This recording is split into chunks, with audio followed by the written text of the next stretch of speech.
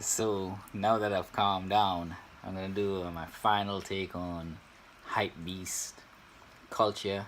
I have to call it culture because um, no way somebody in their right mind will spend that kind of money.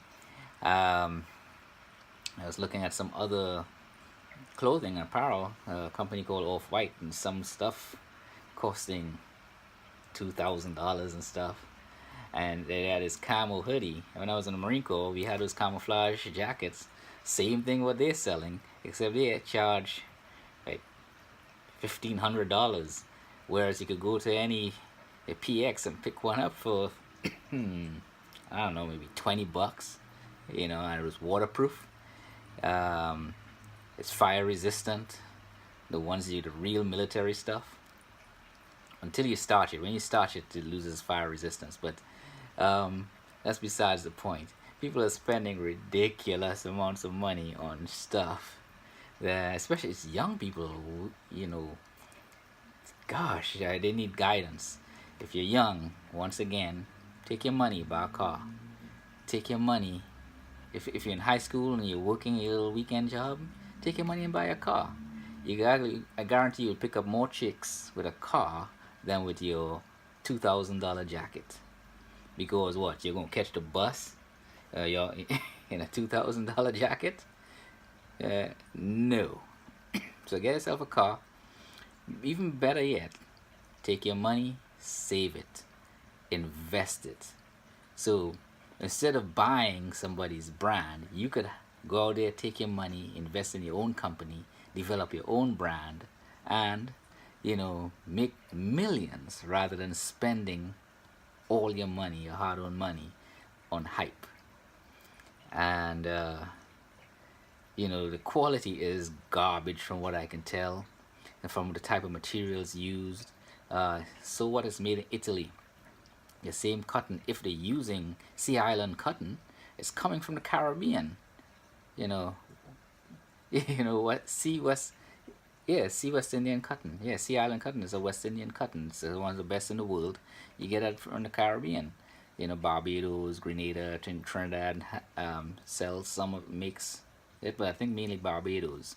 But yeah, why common sense? Do you really want to be accepted that badly where you must wear something like that, yet you're broke? And a lot of them say they're not broke because they can afford to buy the stuff. But where do you live? You live with your mama, you live with your father, you're renting an apartment with four other friends. You ain't own nothing except the clothes. you know you're gonna live in your clothes. um, your clothes gonna keep you warm in the winter. You're gonna have, you need a roof over your head. You need a nice vehicle to drive. So think about that, especially young people, teenagers. um, don't get caught up in the hype. I have some kids that was in my care. They were caught up in the hype too. One of the young man, I got him for his graduation gift this like $250 tennis shoes. I didn't say nothing. That's what he wanted. So he graduated high school, so I got him that as a graduation gift. You know, but for about 2 3 years prior, I've been talking to him about, hey, you want to live in some pair of tennis shoes? Recently he was homeless.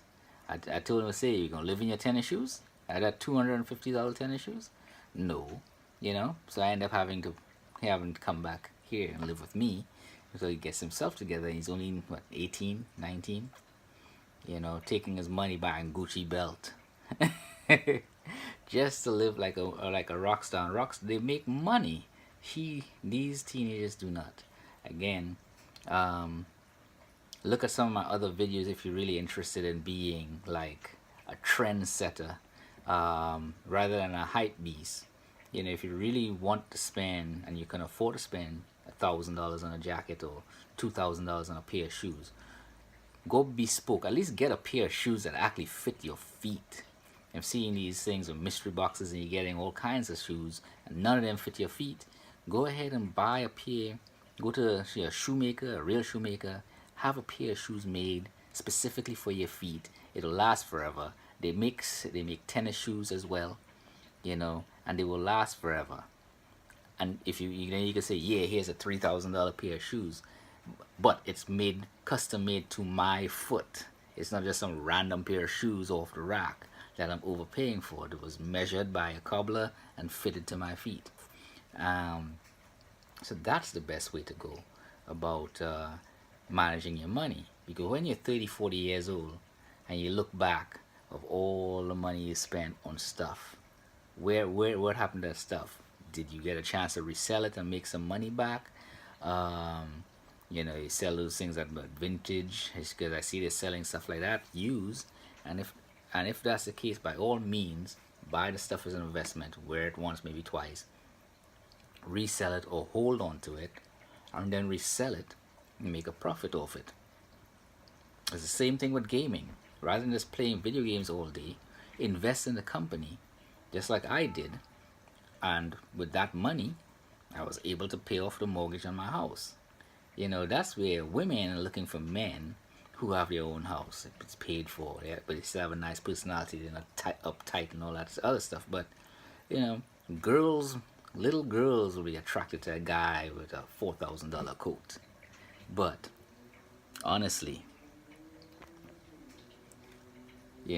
a woman would be more interested in a guy that owns his house or have a nice, reliable car, and can take care of himself. Hopefully you'll like this video, subscribe, ask questions. Hypebeast is a great marketing scheme. There's a lot of suckers out there. Please, people, do not be one of those suckers. And if you become one of those suckers, try and turn it around. Take what you've bought, make sure it's in good condition, because most of these clothes are low quality, selling for a high price. Just try and get offloaded before the trend dies away, so you can make your money back. Y'all have a good day.